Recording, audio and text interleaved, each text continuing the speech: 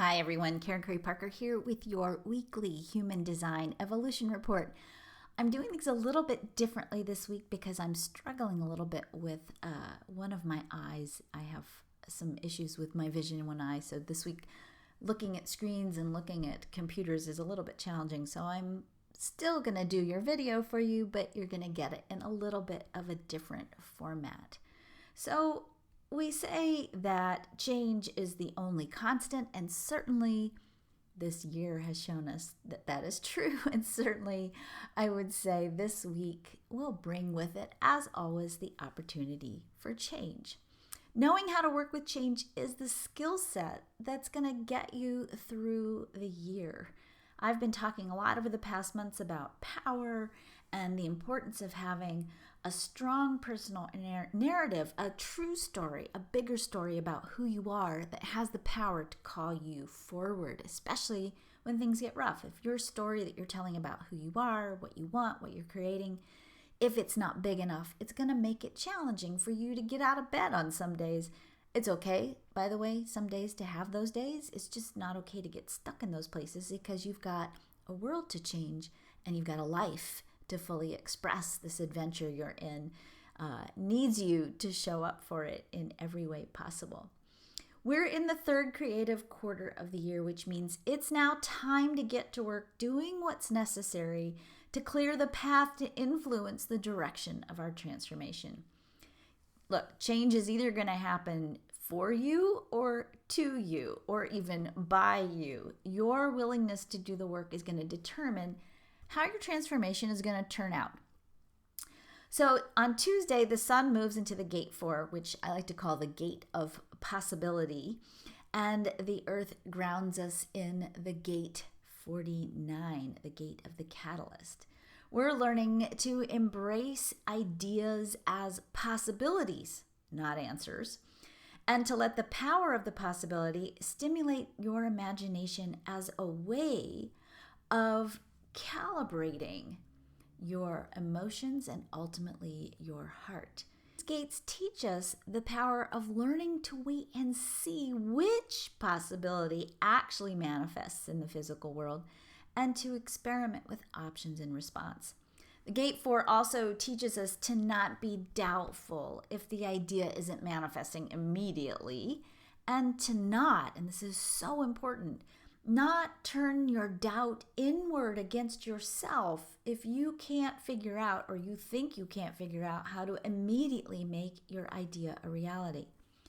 We're not going to be able to access the new possibilities in our life if we don't complete the tasks that the Gate 49 has in store for us.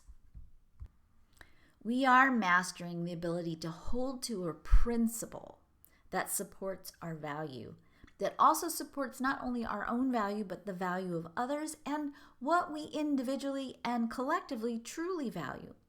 We have the ability to inspire others to make expansive changes that embrace higher principles with this energy and a possibility of a deeper alignment with peace and sustainability, but only when we're willing to take the high road. In other words, if you're going to create deliberately, it means you have to have your values in place and you have to be clear about what those values are. We need to allow for only the changes that support our values and to not react simply because you don't like something or it seems intriguing in the moment. We also need to know when it's time to move on and to let go, particularly of what's not working, and when to hold on and wait for the aligned change. This is the challenge the Gate 42 brings us. So we have to finish up with Mars in the Gate 42. We have to finish up those things that are not serving us anymore or that we need to get off our plate in order to create more room. We're going to be paying extra close attention, particularly in our relationships with Mars visiting the 42, of what needs to be finished up or ended. This doesn't mean you have to bring your relationship to the end, but it means you've got to clear out the clutter of chaos and get rid of the things that don't hold true to your values.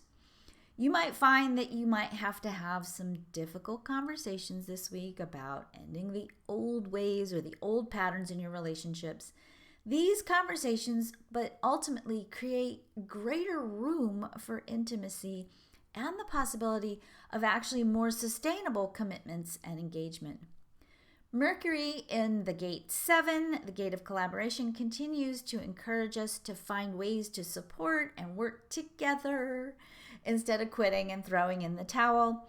Forgiveness and defining our relationships with a new narrative helps the collaborative process.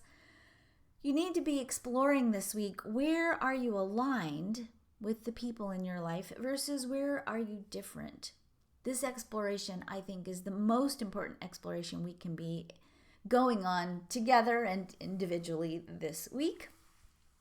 Venus is inviting us to slow down and see the big picture before we react to the tiny issues that are bothering us. And again, having a new narrative about relationships helps us build towards something more compassionate and expansive, and gives us the vision and the endurance to be able to hold on for the long haul, which is really the mantra for this year. How do you hold on for the long haul in every area of your life?